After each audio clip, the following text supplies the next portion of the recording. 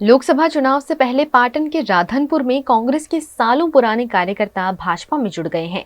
लोकसभा चुनाव से पहले देश भर में ऑपरेशन लोटस को तेजी दे दी गई है, जिसके तहत लगातार अन्य दलों के कार्यकर्ता भाजपा में शामिल हो रहे हैं। गुजरात के पाटन जिले के राधनपुर में भी कांग्रेस के कार्यकर्ता भारतीय जनता पार्टी में जुड़ गए हैं।